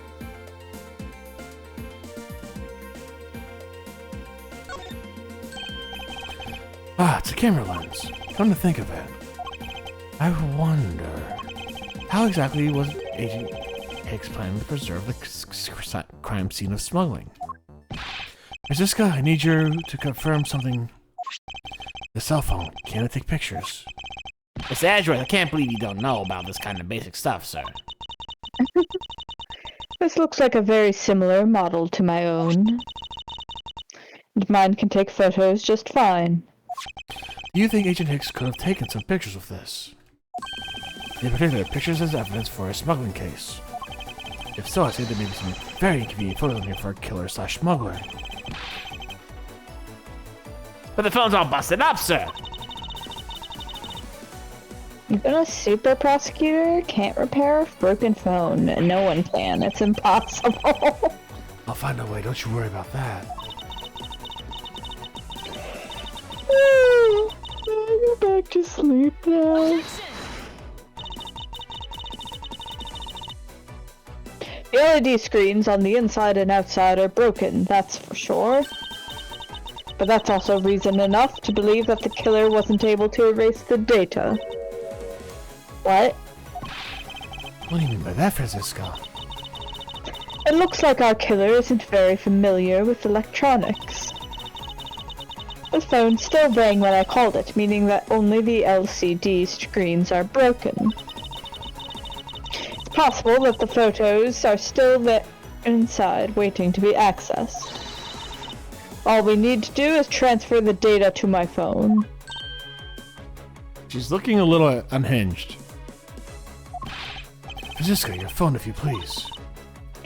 Very well. Goodbye, my lovely contacts. It's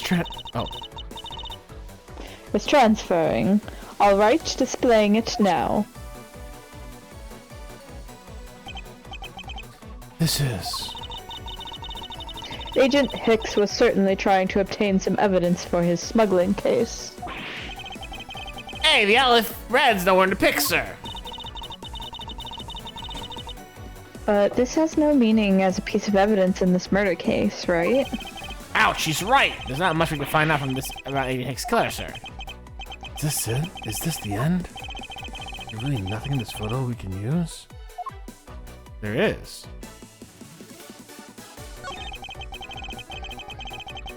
Ah, yeah.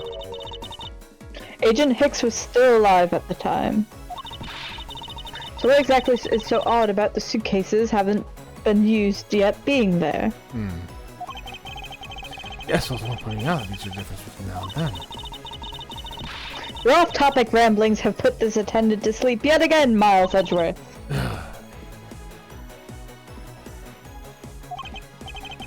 I guess if you hear a rude awakening, a deafening objection and a contradiction. What? What is it?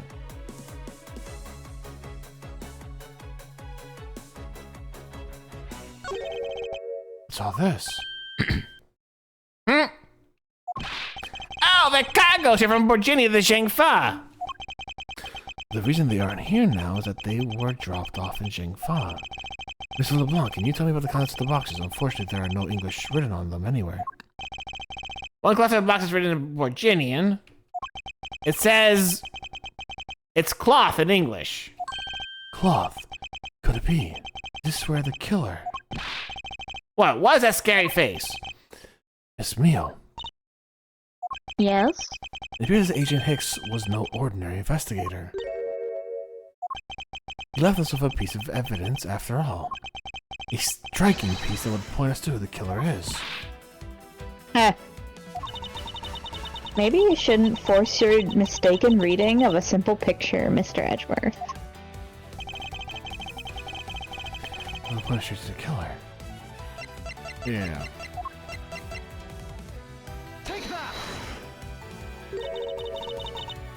And what is that supposed to prove? The killer used this piece of cloth to wipe the blood they had spilt. But there was one thing that bothered me about the whole time. Where did it come from? And now that I have finally found my answer in this very photo. The cargo that was unloaded in Jingfa had cloth written on it. In Virginian, that is. And this is where the killer grabbed a piece of cloth to clean the blood with. That's right. The killer was someone who could read and understand Borginian. The only crew member that fits the description is you, Miss Cammy Meal. Huh, that's pretty flimsy. Killer probably searched through all the boxes looking for something else to use. When you're frantic, you don't care if the box is in English or Virginian. Sorry, but I cannot agree with your assessment of the killer's indiscrimination nature. What? There was no need for the killer to tear through boxes at random at all. If the killer supposedly could not comprehend Borginian, well then... Logically, the killer would have opened this box first, the bedsheets box. Take that! Hey! It says bed sheets in English right on the box here, sir. Precisely. The bedsheets would be perfect for cleaning up blood, wouldn't you say? What are you trying to say? That if I were the criminal, this box bedsheets would have been what I would have spotted first. However, the killer chose to use some Borginian cloth. Do you have an explanation for that? The killer didn't want anyone to know that the real scene of the crime was this cargo hold, so they were afraid to leave signs that the box from the sheets had been opened. However, the Borginian cloth, well, that's a horse of a different color. Because the killer knew that it was going to be unloaded in the Republic of Zhengfa. That's right. That's why the Borginian cloth was used. And the only Borginian reader on board who could make sure that it was a calculated decision is you, Cammy Meal, and you alone. I mean, she's holding out the little bear guy. Mr. Ugu. It would be very easy for us to confirm if any of these boxes were real sealed. All we'd have to do is contact Zhengfa authorities in time. We may even find other evidence to incriminate our killer within those boxes. So what do you say, Miss Meal? Why not confess to your crime here and now? Or would you rather wait and see what we find out in investigation Zhengfa?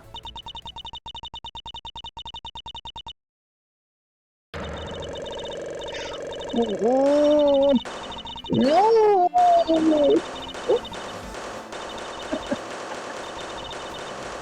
She's getting a lot of bubble pop there. Like, she used Bubble Beam on herself.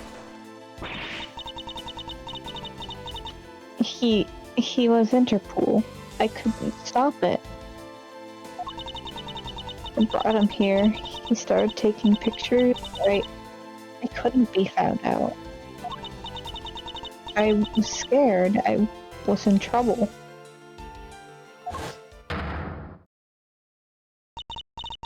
I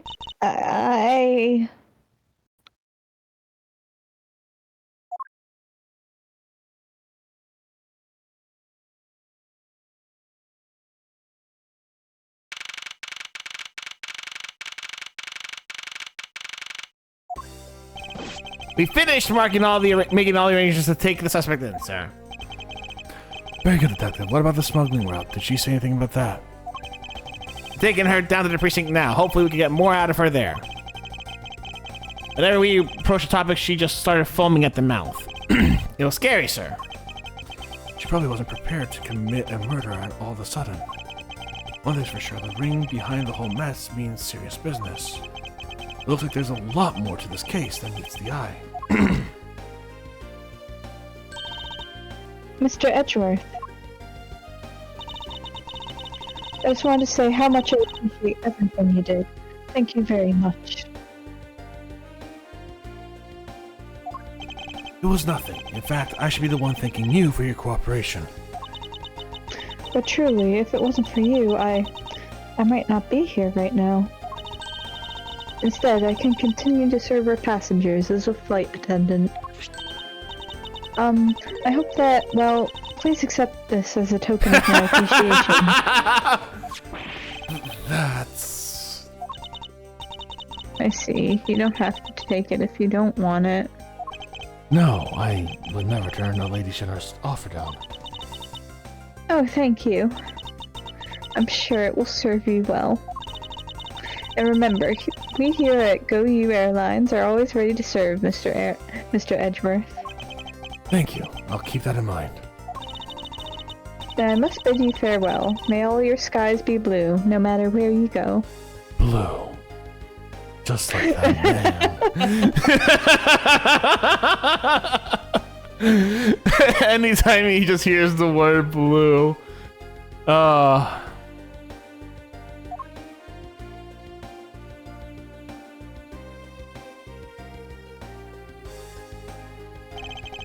I can't believe you wound up investigating the whole day, sir, but boy, it was fun.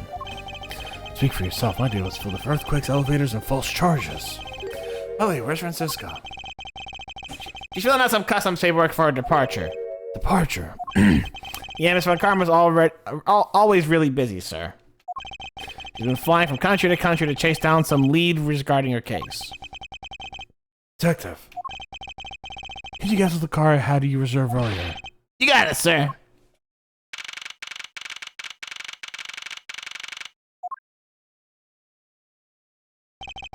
Francisca. I thought I told you when you first landed. I have no time for idle chatter. I've no intention of wasting your time, however. It's been a while since we last met. I also have no time for such familiar reminiscences. Just who do you think I am? Technically, my sister. You are Francisca Von Karma, a very proud prosecutor deserving of much respect. Aww. Until only a little while ago, I was but a wretched mutt who was always losing to you. A dancing Perio, living her life on the name of fame, on the name and fame of her invincible, on the name and fame her invincible father built. I don't know why I can't read all of a sudden. True, your father, Manfred Von Karma, in case you didn't play the first Phoenix Wright Ace Attorney game, didn't lose a single case for 40 years as a prosecutor. However, I wouldn't say he was invincible. What are you talking about? I've forgotten. I have amnesia. The group I'm on the trail of is a little more troublesome than most.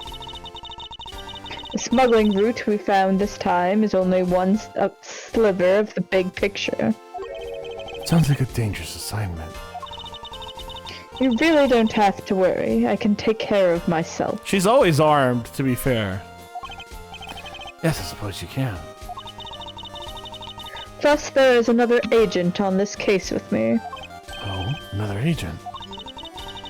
He's a star among Interpol agents and has the highest successful arrest rate. Is it gonna be Mr. Lettuce? No. It's another character I quite like. Okay. Who knows, you may even run into him one day. Since we caught up in one case, I hardly see why we would cross paths. I suppose this is definitely not foreshadowing my episode. Definitely not. But I doubt he would say the same. I'm not following you. You'll understand soon enough. The fight has only just begun, Miles Edgeworth. I'll be back in this country soon enough. And when I am, you can be sure I'll pay you back. In full. Oh, fantastic. I lent you $100 like a year ago, and I still haven't seen that back yet. And just like that, she's gone, huh, sir? Thank goodness, I can finally rest easy knowing what to watch out for her whip. Watcha! Ah! From a distance. Have a gum show. Well, thank you for all your help and cooperation. Oh, it's nothing, sir. I was just happy to be able to work with you again. Ho ho! I think I'm going to celebrate by adding a little extra salt on my instant noodles tonight. How much did you cut a salary by, Francisco? Oh, you're one to talk, Edgeworth. You're one to fucking talk. I was wondering if you might give me a ride down to the prosecutor's office. Sure thing. I'll even fly down the road in the patrol car if you want. Don't make me remind you, Detective. Safety first. Thus I saw the first case upon my arrival home. Francisco von Karma, the smuggling route she was after. The leaders of that ring have already put their trump card into play. And the players on the other side of this war. They would begin to make themselves known through the next incident.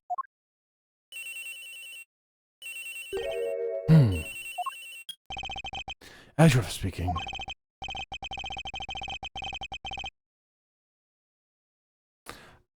Mystery voice, so she's my normal voice. Finally, I called. Who knows how many times earlier, but I couldn't get through. And you are? Ah, have you forgotten my voice, Miles, my boy? Mr. Amano? Ernst Amano? What the fuck? Who's it? Oh, I think I remember his face. You showed me once. Ernst Amano. He's the reporter-looking guy? I honestly don't remember. It's been a hot minute since I played this game. Ernst Amano. Just look up a picture of him. Let's not look up anything, because I don't want to get us... Well, I can look up a picture of Ernest him, Amano's but... just some old dude. Okay. He's just a really old dude with big earlobes. Ah, so you do remember me. I know it's rather sudden, but I can't ask this of anyone else. There's been an incident, Miles. My son, he's been kidnapped.